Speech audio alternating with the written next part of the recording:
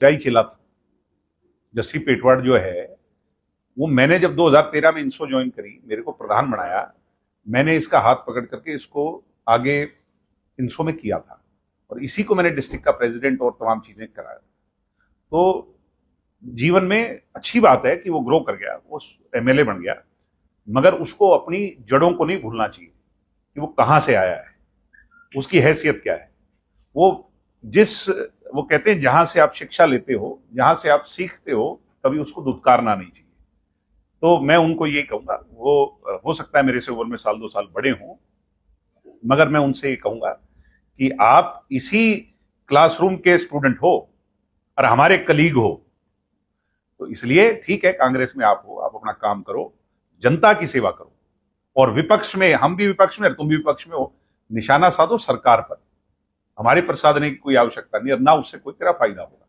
देखिए, हमने हफ्ते का 2 दिन का जो लोगों की समस्याएं हैं, जो लोग परेशानियां जो लोगों को आती हैं, उनके समाधान के लिए अधिकारियों से संपर्क करने के लिए 2 दिन हमने डिसाइड कर रखे हैं। तो आज उसी संदर्भ में सभी जो हल्के के लोग हैं वो आते हैं, अपनी समस्याएं बताते हैं और मैं पूरा प्रयास करता हूं अधिकारियों के माध्यम से उनकी समस्याओं को समाधान का।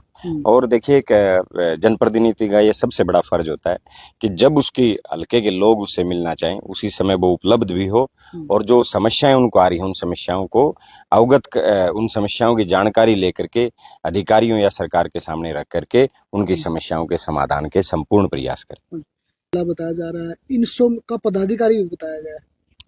मेरे ख्याल से दिग्विजय चौटाला जी जो हैं बौखला गए हैं और जब मैं समझता भी हूँ उनकी जो पीड़ा है, उनकी पीड़ा भी जायज है, क्योंकि जब लोगों ने रिजेक्ट कर दिया हो तो इस तरीके के बयान आते हैं और वो एक केवल मात्र एक रिजेक्टेड माल है। दिग्विजय चौटाला जी कह रहे हैं कि जस्सी पेटवाड़ की हैसियत क्या है। आज जस्सी पेटवाड़ की हैसियत नारनौंद के लोगों ने बताई है कि जस्सी पेटवाड़ की क्या हैसियत है, और मैं दिग्विजय चौटाला को कहना चाहता हूं कि हैसियत तो दिग्विजय चौटाला की नहीं है। हमारे जैसे आम घरों के बच्चों ने उनकी रैलियां कर करके, उनके लिए हजारों आदमी इकट्ठे कर करके, उनके चाय पानी के प्रोग्राम करके उनकी हैसियत बनाई है। अगर दिग्विजय चौटाला लोगों से बड़ा है तो हो सकता है उसकी हैसियत बड़ी हो। रही बात चेला की, राजनीति में हमने तो साथी सुने थे, हमने कार्यकर्ता सुने थे। चौधरी ओम प्रकाश चौटाला जी के नेतृत्व में हमने काम किया था एनएलडी में। इनकी तो जेजेपी पार्टी, उसमें तो मैंने कभी काम भी नहीं करा, जेजेपी में तो मैं कभी रहा नहीं। आईएनएलडी में चौधरी ओम प्रकाश चौटाला एकमात्र नेता थे जो हमेशा कहते थे चौधरी ओम प्रकाश चौटाला के बारे में कि भाई एकमात्र नेता चौधरी ओम प्रकाश चौटाला, बाकी सब कार्यकर्ता है। रही बात, इन्होंने एक बात की, अगर ये अपनी बात के जबान के धनी है, मैं आज दिग्विजय चौटाला को एक चैलेंज देता हूँ, अगर दिग्विजय चौटाला में दम है तो मेरा चैलेंज स्वीकार करे। मैं कभी भी इंसो का पदाधिकारी नहीं रहा। मैं 2011 में प्रदीप गिल हैं जींद से, वो इनेलो के प्रदेश के अध्यक्ष बने थे और 2011 में जब वो इनेलो के प्रदेश के अध्यक्ष बने, उस समय एक कार्यकारिणी आई थी, मैं उसमें प्रदेश कार्यकारिणी का युवा का सदस्य बना था। यानी 2011 से लेकर के 2019-20 तक लगातार 9 साल मैं युवा का पदाधिकारी रहा हूं, मैं कभी इंसो का पदाधिकारी नहीं रहा। रही बात चेले की, ये जो कह रहा है अपने बाप से बड़ी उम्र के लोगों को भी ये चेला बता देता है। मैं इससे एक बात पूछना चाहता हूं, भाई हमने सुना था राजनीति में कार्यकर्ता होते हैं, साथी होते हैं। ये पहला आदमी सा बाबा पाया है भाई राजनीति में जो सा चेले बना हुआ है। और मैं इसके साथ रहने वालों से भी एक बात पूछना चाहता हूँ, भाई तम भी इससे क्लियर कर लियो, कदे तमने भी चेला बतांदा हो, इबियो बता दे कि इसके गले रहने वाले जो लोग बच रहे हैं, जो बेचारे थोड़े बहुत वो चेले हैं या इसके साथी हैं। क्योंकि मेरे तो जितने भी है ना, मेरा कोई कार्यकर्ता नहीं, मेरे तो जितने काके ताऊ हैं भाई हैं, कि राजनीति में हमने तो चेले पाले नहीं, यूं पता नहीं कहां से चेले पालन लग गया। और हालात जो मेरी हैसियत की बात करता है, मैंने 3 चुनाव लड़े, 3 में तो इस जनता जनार्दन ने, इस नारनौंद के लोगों ने मुझे 2 चुनाव जिताए, और ये तीनों की तीनों जगह रिजेक्ट हुआ है। एक बार तो सोनीपत गया था चौधरी भूपेंद्र सिंह हुड्डा ने हरान, वहां से इसकी जमानत जब्त हुई, इसके हालात खराब हुए। डबवाड़ी में इसके काम केवल एक है, चौधरी भूपेंद्र सिंह हुड्डा को टारगेट करने का। और सबसे बड़ी बात मैं इसके बारे में आपको बता दूं, जब इसने डबवाड़ी में चुनाव लड़ा दिग्विजय चौटाला ने, इसने लोगों को, अपने लोगों को खास कहा कि कांग्रेस के जो लोग हैं उन कांग्रेस के जो वोटर हैं उनको टारगेट करो, हमने कांग्रेस के वोटर को टारगेट करना है। जहां पैसा चाहिए, कहीं भी कुछ हो, कांग्रेस के वोटरों को टारगेट करो। और इन लोगों की वजह से ही, इन वोट कटुओं की वजह से ही कांग्रेस की सरकार नहीं बन पाई। और डबवाली सीट से जहां चुनाव लड़ा, इसने जहां कांग्रेस को टारगेट करने का काम किया, मात्र 600 वोट से कांग्रेस के प्रत्याशी हार गए वहां से। आज ये कहते हैं कि हमने इतना प्रयास करा तो दिग्विजय चौटाला जी से मैं पूछना चाहता हूँ, भाई काम कराया तो दुष्यंत चौटाला 5वां नंबर क्यों आया? उचाणा में इनकी जमानत जब्त तो छोड़ो, इनकी रे माटी होगी। इतना रिजेक्ट कर दिया इनको कि हालात इनके खराब हो गए। तो ये सिस्टम दिग्विजय चौटाला को अपने गिरेबान में झांकना चाहिए।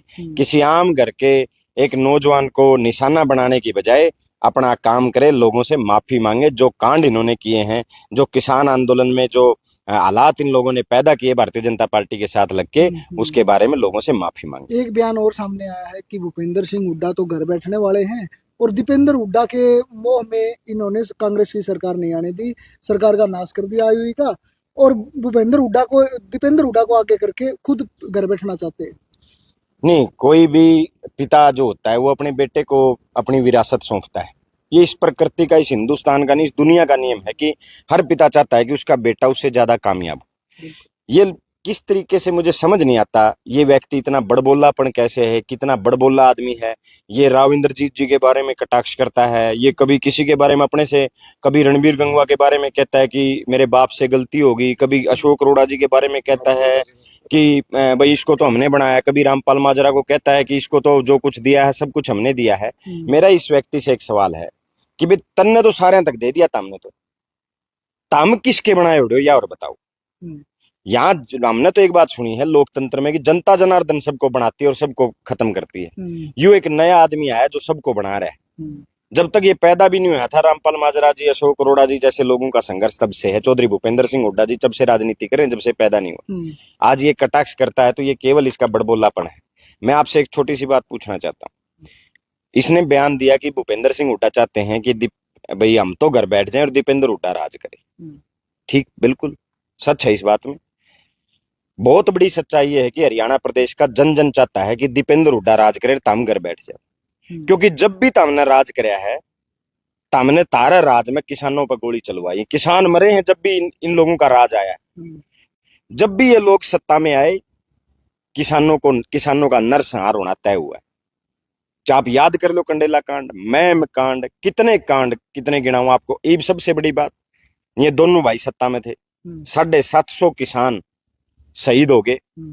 एक दिन चूं इनके मुंह से नहीं निकली कि दोनों के दोनों भाई बीजेपी ने जिम्मेवारी ला रखी थी, माल खाओ और चुपचाप बैठे रहो। क्या बोले थे? किसान आंदोलन जो इस दुनिया में, इस हिंदुस्तान में आजादी के बाद सबसे बड़ा आंदोलन था, सबसे पवित्र आंदोलन था, और पूरी दुनिया में किसान आंदोलन था।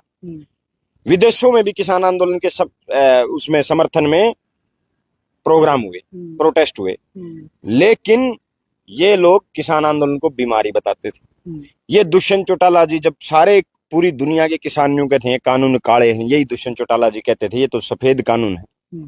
मैं दिग्विजय चौटाला से एक सवाल पूछना चाहता हूँ। किसान आंदोलन में आज जबान क्या तो लकड़ी बाजोई भी इतनी लंबी लंबी चल रही, और हिसाब दे दिग्विजय चौटाला। और वैसे भी ये वैसा झूठा आदमी है। मैं आपको एक छोटा सी बताता हूँ। दिग्विजय चौटाला ने एक बयान दिया था कि मुझे सारी बातों की जानकारी है, मैं वकील हूं।